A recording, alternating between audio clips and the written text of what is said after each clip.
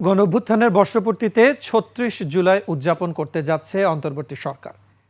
এদিন জাতির বহুল আকাঙ্ক্ষিত ঐতিহাসিক জুলাই ঘোষণাপত্র পাঠ করবেন অন্তর্বর্তী সরকারের প্রধান উপদেষ্টা অধ্যাপক doctor Mohammad Yunus.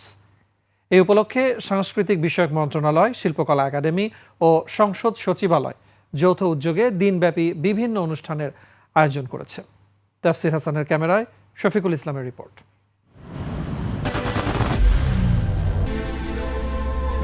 I am Ox.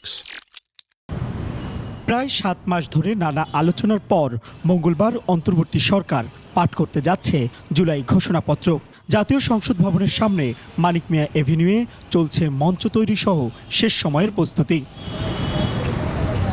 ৩৬ July উদযাপন উপলক্ষে থাকছে কলরব, সাইমুম ও আর্টসেল সহ বেশ কয়েকটি ব্যান্ডের সঙ্গীত পরিবেশনা। রাতে হবে স্পেশাল ড্রোন ড্রামা। এদিকে অনুষ্ঠানে সারা দেশ থেকে ছাত্র জনতাকে ঢাকায় আনতে ৮ জোড়া ট্রেন ভাড়া করেছে সরকার। এসব ট্রেনে করে দেশের বিভিন্ন জেলা থেকে ছাত্র জনতাকে মঙ্গলবার দুপুরের মধ্যে ঢাকায় নিয়ে আসা হবে। আবার কর্মসূচি শেষে এসব ট্রেনে করে তাদের গন্তব্যে পৌঁছে দেওয়া হবে। আমরা জামাতকে দিয়েছি, আজকে ছাত্র দলকে দিয়েছি চট্টগ্রামে, সেই একইভাবে আমরা আমাদের কমার্শিয়াল ইস্যুতে আমরা দিয়ে দিয়েছি। মূলত জুলাই ঘোষণাপত্রের মাধ্যমে গণঅভ্যুত্থান এবং ৫ আগস্টের বিজয়ের ঐতিহাসিক স্বীকৃতি দিতে যাচ্ছে অন্তর্বর্তী সরকার। শফিকুল ইসলাম, ২১ টেলিভিশন, ঢাকা।